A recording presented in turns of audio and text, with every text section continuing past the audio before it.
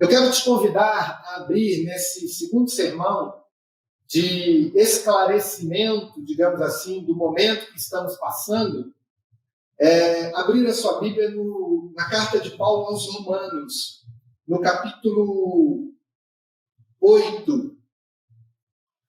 Nós vamos ler do versículo 31 ao versículo 39. Romanos 8, de 31 a 39. Que diremos, pois, à vista dessas coisas? Se Deus é por nós, quem será contra nós?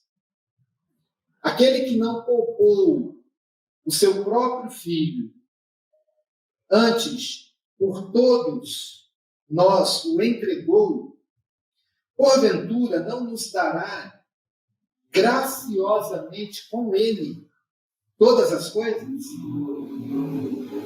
Quem intentará acusação contra os eleitos de Deus? É Deus quem os justifica. Quem os condenará?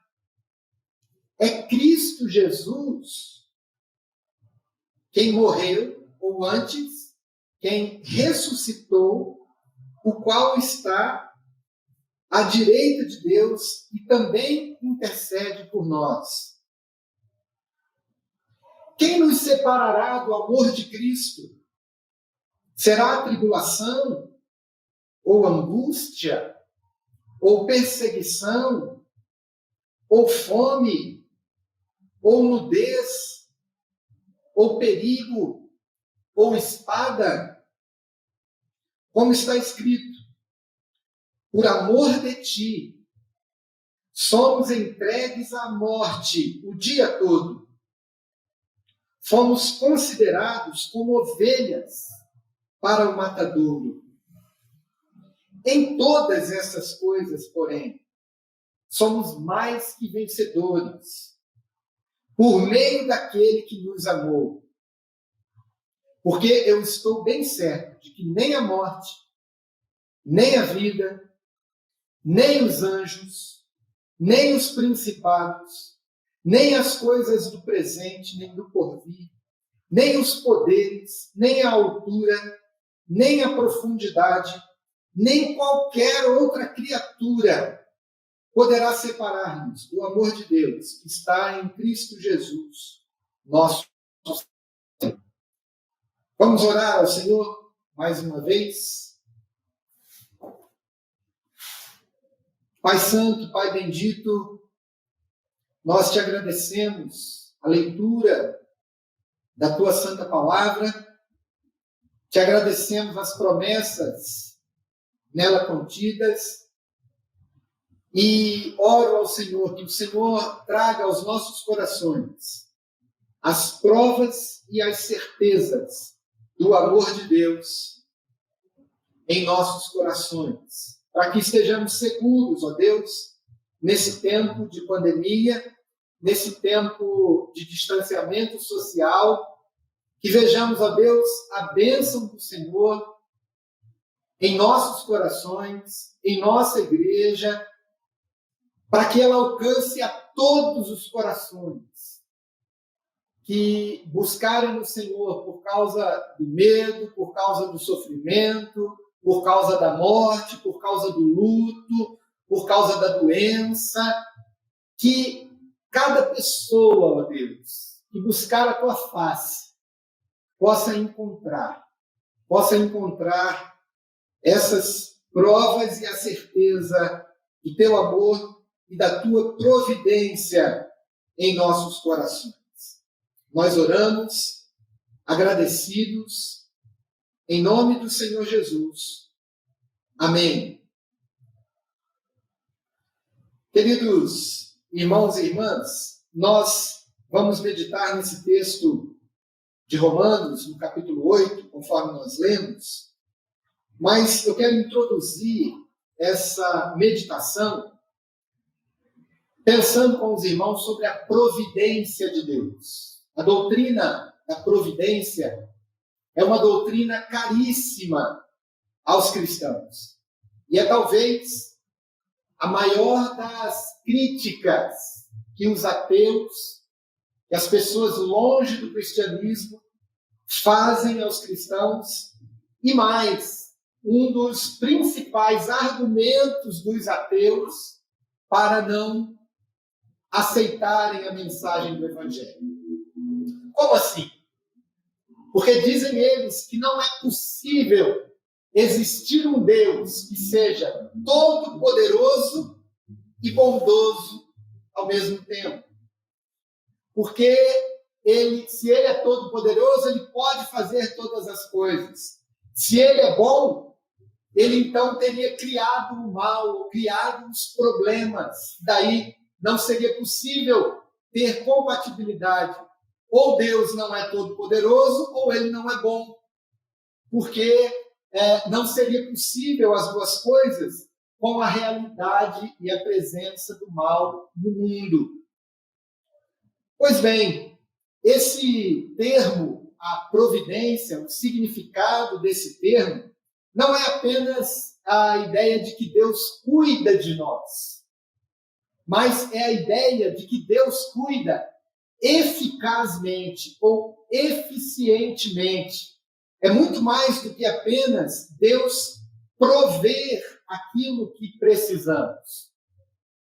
A palavra providência, ela tem pelo menos 3 significados, ou um significado que abrange 3 aspectos. Abrange o aspecto do conhecimento da mente de Deus, o aspecto do decreto da sua vontade e o aspecto da sua administração com poder ou com eficácia das coisas que foram decretadas na sua vontade. O conhecimento é aquele que dá a ideia da presciência de Deus, ou seja, Deus sabe de todas as coisas que viriam a acontecer. Esse conhecimento, essa presciência, é aquilo que tem a ver com o significado da própria palavra providência, porque ela vem do prefixo pro, que é antes, e vidência, que significa visão, significa ver. Então, no primeiro aspecto, Deus é aquele que sabe de todas as coisas antes que elas aconteçam. No sentido do decreto da vontade, é quando Deus ordena tudo aquilo que deve acontecer, tudo aquilo que está no seu propósito. E, então, nesse aspecto, se o primeiro aspecto do conhecimento, Deus prevê aqui no decreto da sua vontade, ele provê, ele providencia, ele, por sua vontade, que é boa, perfeita e agradável, ele não deixa faltar absolutamente nada para aqueles que creem no seu nome, para aquilo que está na sua vontade, no seu decreto.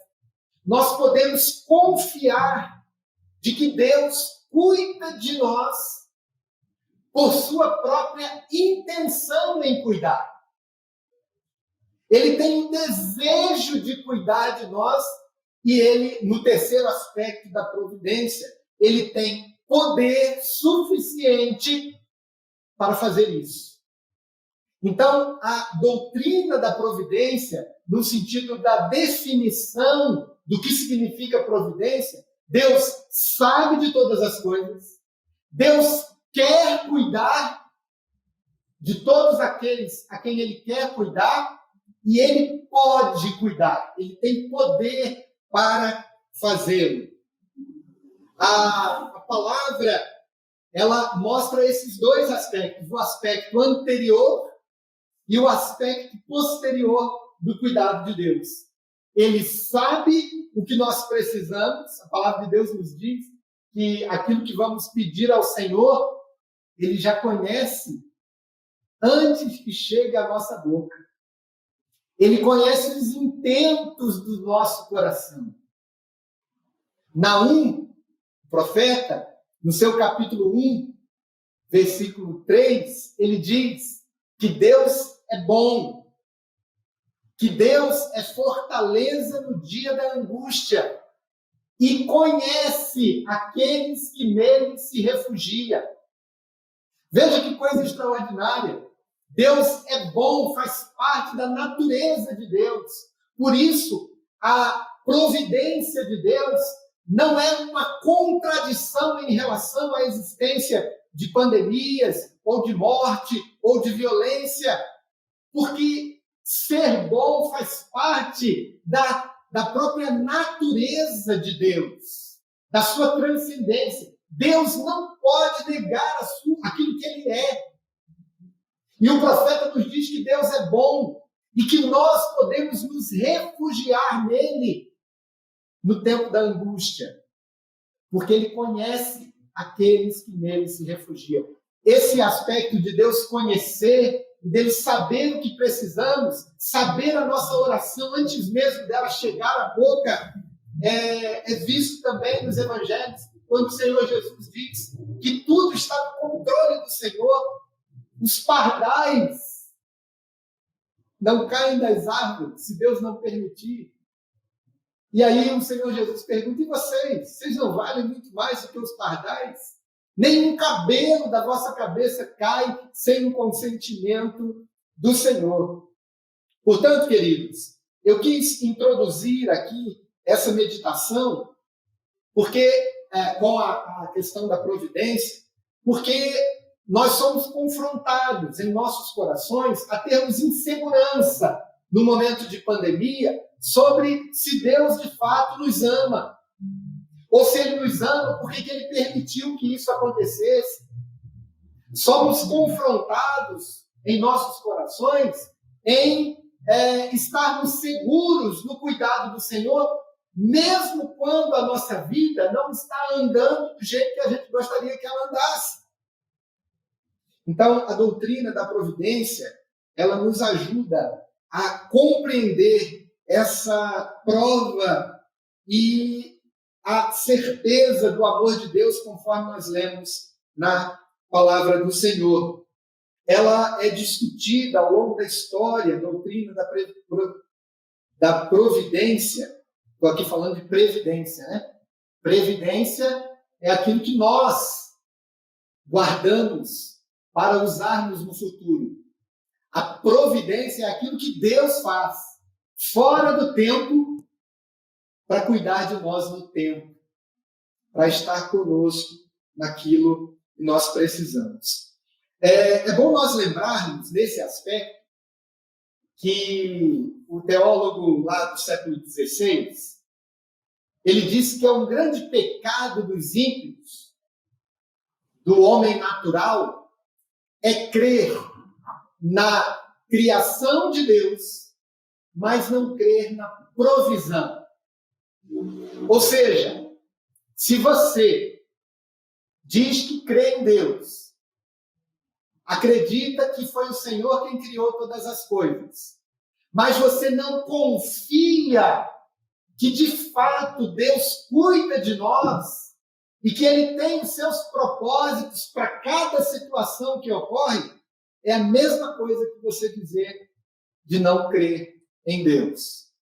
Eu li um livro para preparar o meu coração para estar aqui com os irmãos, um livro do Arcis Sproul, que pergunta, Deus cuida de todas as coisas? E ele conta lá uma história interessante, porque a mentalidade dos dias de hoje, a mentalidade do século XXI, é uma mentalidade avessa a essa ideia de confiar num Deus que cuida de nós. É uma mentalidade, na sua maioria, contrária a uma ideia de confiança num Deus soberano, todo-poderoso e bom. E aí ele dizia que essa história, ou essa anedota, ela retrata muito bem o homem dos dias de hoje. Diz ele que um alpinista estava numa dessas escaladas, e aí, de repente, ele cai e está em franca queda para a morte de uma alta montanha. E aí se agarra, no começo dessa queda, num galho, e esse galho não era tão forte. Ele fica ali por alguns minutos e o galho começa a romper as raízes e ele sabe que vai cair. Aí ele vira e fala, numa perspectiva ateísta, e pergunta: tem alguém aí em cima que possa me ajudar? E aí diz a história que uma voz do céu vira para ele e diz assim: tem sim, eu estou aqui. Pode soltar o galho e confiar em mim. Aí ele pensa mais um pouco e diz assim: tem mais alguém aí? Ou seja, a confiança está até a primeira página. Até a página 1, quando vira e, de fato, espera-se confiar que, de fato, nós podemos entregar para o Senhor e que Ele vai cuidar de nós, aí são outros 500. Né? Então, não é considerado ateu apenas aquele que não crê na existência de Deus. Mas é considerado ateu aquele que não crê que Deus cuida de todas as coisas. A nossa confissão de fé começa mostrando isso sobre os decretos de Deus, que Deus intencionalmente tem todas as circunstâncias e decreta todas as coisas segundo o conselho da sua vontade. Se nós não cremos nisso, meus irmãos, nós não somos muito diferentes dos ateístas. Então, o ateu não é apenas aquele que não crê na existência de Deus, mas é aquele que não crê no cuidado de Deus. Como eu disse, aquele teólogo do século XVI, chamado João Calvino, ele disse que é uma afronta ao Criador nós não orarmos e pedirmos para Ele cuidar de nós. Porque é como se confiássemos nele para a salvação eterna ou para simplesmente termos uma resposta sobre a criação, mas não confiarmos a Ele a nossa vida e o cuidado do Senhor sobre as nossas vidas. E aí, meus irmãos, nós chegamos nesse ponto de estarmos aqui diante do texto de Romanos, em que nós vemos essa prova e esse cuidado de Deus nas nossas vidas, mostrados em todas as circunstâncias. É isso que o apóstolo Paulo fala aqui no versículo 31. A pergunta que está por trás aqui, nos tempos de coronavírus, nos tempos de conversarmos aqui com o texto bíblico acerca da providência de Deus, é exatamente essa que ele faz no versículo 31. Quando ele diz: que diremos, pois, à vista dessas coisas? Se Deus é por nós, quem será contra nós? Invertida aqui a pergunta, nós perguntaríamos: será que Deus é por nós no meio dessa pandemia? Talvez seja essa a pergunta quando nós passamos por situações que não podemos dar conta de responder, porque nós não conhecemos ainda os propósitos ou as intenções de Deus em agir conosco da forma como Ele age. Nós somos falhos, nós somos oscilantes na nossa fé, mas Deus é o mesmo, ontem, hoje e eternamente. Então, como que nós sabemos que Deus é por nós? Como que nós sabemos que Deus é providente? Como nós podemos colocar a nossa confiança em Deus, sabendo que mesmo passando pelas situações que estamos passando, e essa semana, particularmente, é uma semana muito fulcral, muito importante, muito crucial para o nosso país, porque nós estamos naqueles momentos talvez piores ali de contaminação. De ontem para hoje, 812 novas mortes, né, nas últimas 24 horas contabilizadas, não necessariamente que ocorreram nessas 24 horas, mas temos o problema das subnotificações. Éramos até ontem o 6º país em número de casos, hoje somos o 4º, mas com uma diferença muito pequena dos 2 primeiros, que é a Inglaterra e a Rússia. certamente no ritmo que estamos, entre segunda, terça ou quarta-feira, nós vamos passar esses 2 países. Não estou aqui sendo um profeta da desgraça, mas é a realidade com a qual temos que conviver. E nós, como Igreja de Jesus, nós, como Igreja brasileira, nós que no começo da pandemia estávamos orando pela Itália, orando pela Espanha, orando para que o Evangelho florescesse e fosse reavivado nesses países, orando pela França, orando pelos países que estavam no pico da enfermidade, da pandemia. Agora, nós precisamos levantar as nossas orações por nós. Porque com o número de casos que temos, certamente e infelizmente, teremos sim um destaque no mundo acerca daquilo que estamos passando. E a pergunta que o texto faz, que nós poderíamos fazer é: Deus é por nós, mesmo no meio dessa pandemia? E a resposta da providência de Deus para nós é sim, Deus é por nós. E se Ele é por nós, quem será contra nós? É só você fazer a seguinte pergunta: quem é maior? Deus ou vírus? Quem é maior? Deus ou a morte? Quem é maior? Deus ou o governo? E aí nós vamos saber que, de fato, Deus está no controle de toda a situação, e isso também é uma oportunidade de nós fortalecermos a fé e reavivarmos o nosso coração diante do Senhor. Como que o apóstolo Paulo diz que Deus é por nós, e que ninguém ou nada absolutamente pode ser contra nós. Ele nos dá as provas dessa confiança.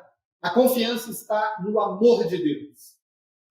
No amor de Deus, que fez com que Ele não poupasse o seu Filho para morrer por nós em favor dos nossos pecados. Versículo 32 diz: aquele que não poupou o seu próprio Filho, antes por todos nós o entregou, porventura não nos dará graciosamente com Ele todas as coisas?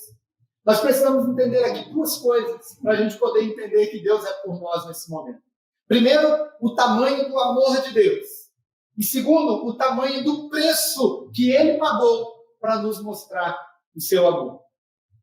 Às vezes nós falamos muito hoje em dia, pensando numa hipótese daquilo que o teólogo alemão na Segunda Guerra Mundial, o Dietrich Bonhoeffer, falou: transformamos o amor de Deus naquilo que ele chamou de graça barata. Ou seja, um amor que tudo aceita, um amor que não importa o objeto da sua fé, não importa o tipo de forma como você busca a Deus, o que importa é o amor de Deus, como se esse amor não tivesse sido dado por um preço muito grande. Então, o tamanho do amor de Deus dá para a gente compreender, sabendo que Ele é suficiente para resgatar todas as pessoas que creem no seu nome. O amor de Deus em Cristo Jesus é suficiente para todo aquele que crê. E aqui o apóstolo Paulo diz, ele não poupou o seu próprio Filho, antes se entregou por todos nós. Quem são esses todos nós aqui? Obviamente são todos aqueles que creem. Porque se você não crê, Jesus não morreu por você. Mas você pode crer. Se Deus colocar no seu coração que Jesus é o seu Filho e que Ele se entregou por você, você também será salvo. E a boa notícia do Evangelho é que todas as pessoas do mundo, os mais de 7 bilhões de pessoas hoje vivas, se elas se arrependerem dos seus pecados e creem no Senhor Jesus, elas serão salvas. Porque o amor de Deus é grande o suficiente para salvar todos aqueles que creem. Mas qual foi o preço? O preço foi nada mais, nada menos do que a morte do Filho de Deus, inocente, morrendo em nosso lugar. E isso nos diz muita coisa em relação ao coronavírus. Porque a morte de Cristo, segundo o profeta Isaías, foi uma morte que experimentou todo tipo de sofrimento que seria ou deveria ser resultado do pecado na vida de todas as pessoas, foi colocado diante de Cristo Jesus. Então, um dos aspectos para nós entendermos a ação de Deus no coronavírus, até segundo John Piper fala na próxima etapa aqui, no nosso, provavelmente, último sermão, baseado aqui no livro dele, sobre o coronavírus e Cristo, é que somente diante de uma calamidade como essa, somente diante de um câncer que corrói a nossa carne, somente diante de uma grande tribulação e tristeza, é que nós conseguimos, de fato, compreender qual é o preço e a realidade do pecado. Por isso que os salmos nos dizem que é melhor nós irmos numa casa onde há velório, onde há luto, do que numa casa onde há festa. Porque onde há luto, a gente considera os nossos dias. A gente não tem, eu não tenho, você não tem a tendência de pensar em Deus ou pensar na realidade da nossa rebeldia diante de Deus quando as coisas estão indo às mil maravilhas. Mas quando bate dentro de nós uma tristeza parecida com depressão, quando bate dentro de nós um medo da morte, quando bate dentro de nós uma sensibilidade maior por pessoas que estão sendo vítimas fatais de uma situação de sofrimento e tristeza, nós entendemos por que o salário do pecado é a morte.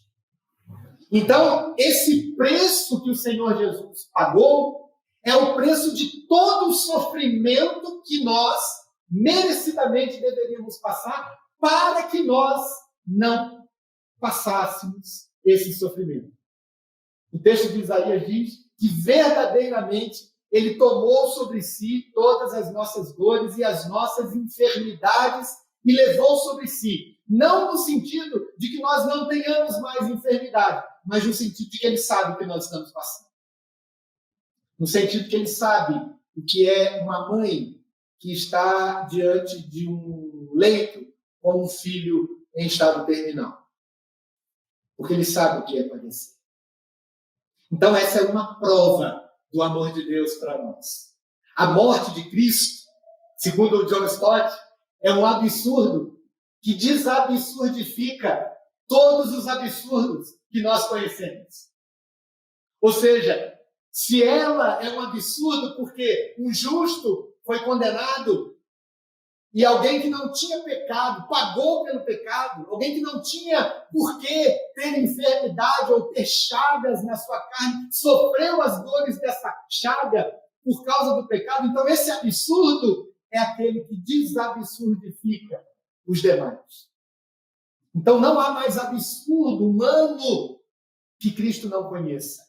E que ele não tenha enfrentado para que a gente não tenha mais que ficar com aquela cara de ué diante do sofrimento. Oh, puxa vida, por que isso está acontecendo? Deus sabe, Deus tem os seus propósitos. Ele conhece todas as coisas. Ele é o nosso Deus no meio da tribulação. E o ponto central do pastor Piper, quando ele fala da providência de Deus nos seus capítulo 2, 3, 4 e 5 do livro, é que o Deus que tem poder suficiente para parar o coronavírus, ou a providência de Deus que tem poder suficiente para parar o coronavírus, ainda que não pare, é a mesma providência que nos faz poder passar pela pandemia ou pela enfermidade, fiéis ao Senhor. Então, a providência é aquela que prevê, que provê, que executa e nos traz seguros diante do Senhor, sejam quais forem as circunstâncias. Nós não precisamos, queridos, usar, como eu falei aqui na semana passada, o famoso mecanismo das uvas verdes, de dizer, já que a pandemia não passou, já que nós estávamos enganados há 2 meses atrás, dizendo que tinha lá aqueles profetas dizendo, Deus poupou o Brasil, O Brasil não vai ter, porque o Brasil não é uma população tão idosa como na Europa. O Brasil não vai ter tanta incidência, porque é um país tropical e não está no âmbito principal do inverno. Enfim, né? A gente que pensou naquelas circunstâncias, agora nós podemos sim colocar isso diante do Senhor e clamar ao Senhor. Clamar pela libertação do Senhor, porque Deus é aquele que tem poder para parar, mas Ele tem poder também para nos sustentar, para nos manter fiéis.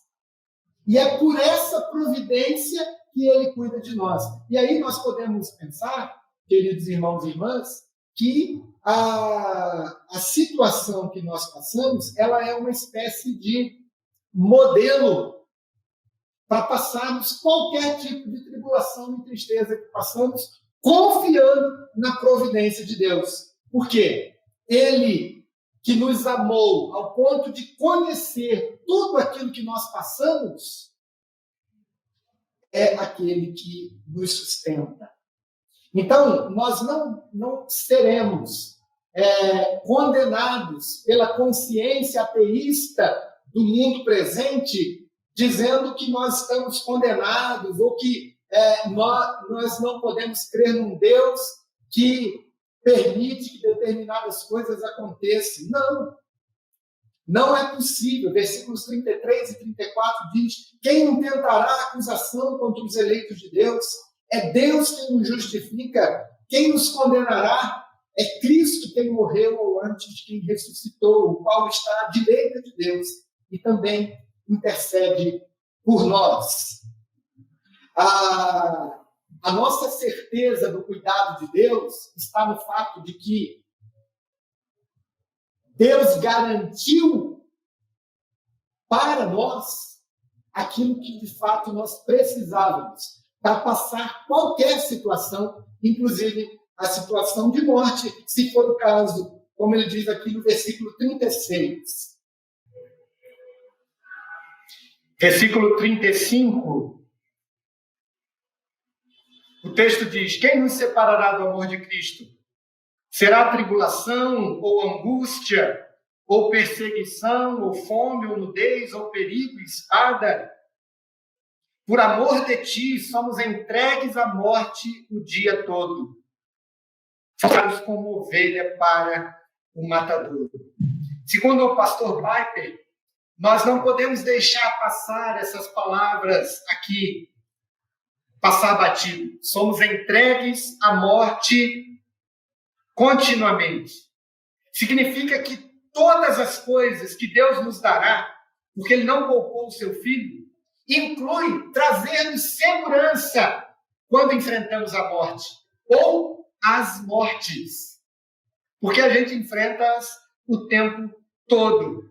Mais tarde, ele vai dizer, conforme nós lemos no versículo 38 e 39, porque eu estou bem certo de que nem a morte, nem a vida poderá nos separar do amor de Deus que está em Cristo Jesus, o nosso Senhor.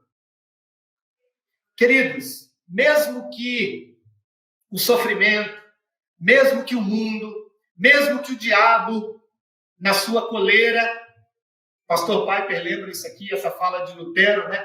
Que Satanás é como um cão cuja coleira está nas mãos de Deus. Mesmo com a sua limitação, ele esteja envolvido em nosso sofrimento ou em nossa morte, ele não é definitivo. O sofrimento que a doença, o sofrimento que nós passamos não é definitivo, porque o amor de Deus nos sustenta no meio do sofrimento. E isso nos torna mais que vencedores por meio daquele que nos amou.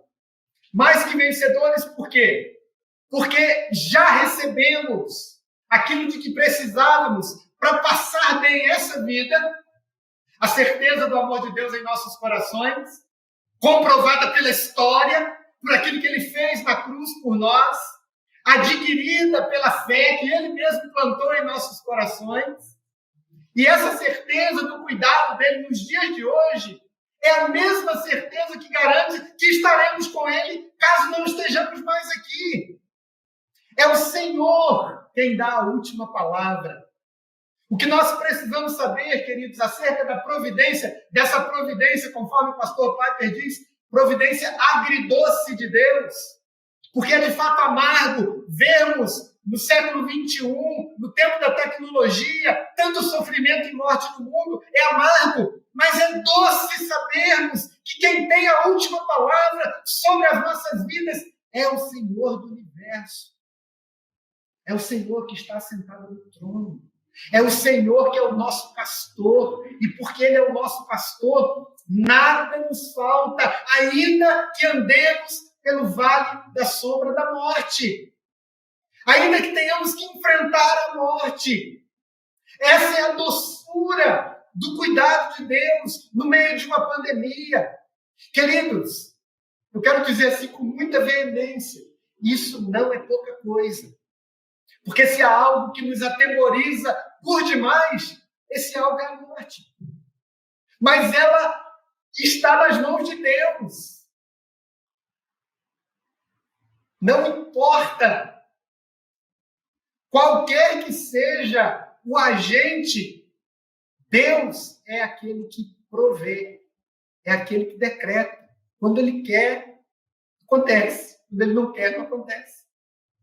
Se Ele tem um plano para nós, nós vamos estar diante do Senhor, sendo poupados desse vírus. Se for parte do plano de Deus nos levar, nós estaremos com o Senhor como mais que vencedores por meio daquele que nos amou. Nós podemos, sim, sermos impactados pelo cuidado de Deus, pelo amor do Senhor em nossas vidas, sabendo que Ele cuida de nós em todo o tempo. Um dos argumentos, eu quero terminar com isso, um dos argumentos mais utilizados pelo pastor Piper no seu livro, é que o cuidado de Deus por nós não é um cuidado apenas para o amanhã e para a vida eterna, mas Ele está conosco nos dias de hoje. O cuidado de Deus é para o dia a dia.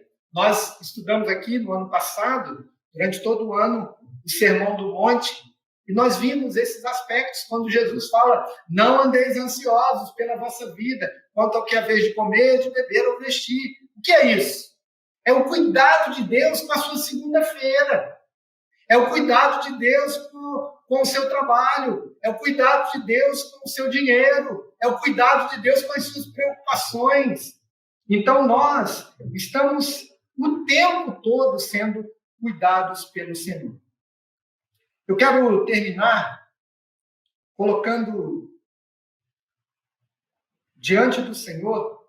Existe uma história aqui que o pastor Piper conta. Eu quero lembrar essa história, que eu acho foi muito preciosa ao meu coração. Ele falando que nós somos imortais até que nosso trabalho esteja concluído, que esse tipo de confiança é uma confiança extremamente sólida, que encorajou muitos servos de Deus ao longo da história. E ele conta de um missionário na Índia e na Pérsia, chamado Henry Martin, que morreu de peste, que morreu de pandemia.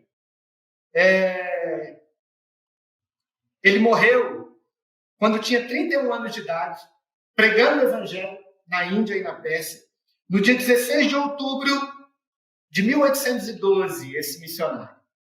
E aí diz o pastor Piper que ele escreveu no seu diário, ele morreu em outubro, mas ele escreveu em janeiro daquele ano o seguinte: ao que parece, o presente ano será mais perigoso do que qualquer outro que eu tenha visto. Mas se eu viver para contemplar o Novo Testamento persa que ele estava escrevendo, minha vida, depois disso, será de menor importância. Mas seja minha a vida ou a morte, que Cristo seja magnificado em mim. Se Ele tem um trabalho para eu fazer, eu não posso morrer. Em janeiro ele escreve: em outubro, ele é tomado pelo coronavírus. E aí o pastor Piper conclui. Isso costuma ser parafraseado como: eu sou imortal até que a obra de Cristo se cumpra em mim. Isso é profundamente verdadeiro. Nós podemos ter esse testemunho também. Essa verdade está diante do fato de que a vida e a morte pertencem ao Senhor. E nós não podemos brincar com isso. Não podemos fazer de conta que confiamos na providência do Senhor, ou cremos que Deus existe e que é Ele quem cuida de nós o tempo todo, ou não cremos em Deus. Esse mesmo missionário, aos 24 anos, portanto, 7 anos antes, escreveu o seguinte: se Deus não fosse o soberano do universo, quão miserável eu deveria ser? Mas o Senhor reina, que a terra se alegre, e a causa de Cristo prevalecerá. Ó, minha alma, seja feliz nessa perspectiva. Há um Deus sentado no trono do universo. Há um Deus que cuida de nós segundo o propósito dos seus decretos. Há um Deus que sabe de todas as coisas, que tem uma vontade específica para o mundo e tem poder para fazer com que essa vontade se cumpra. E nós podemos, sim, confiar nessa providência de Deus em nossos corações. Eu quero colocar a sua vida e a minha vida diante do Senhor e pedir que nós sejamos de fato crentes, sejamos de fato confiantes que Deus está no controle de toda a situação. E se Ele está no controle, a gente crê também que Ele tem o poder. Nós podemos, sim, mostrar a nossa vontade para Deus em nossas orações. E podemos confiar de que a nossa vida está nas suas santas mãos e no santo poder que governa e reina sobre o universo. Curve sua fronte comigo, feche seus olhos. Vamos orar mais uma vez. Depois nós teremos uma canção aqui, entoada pela Vanessa.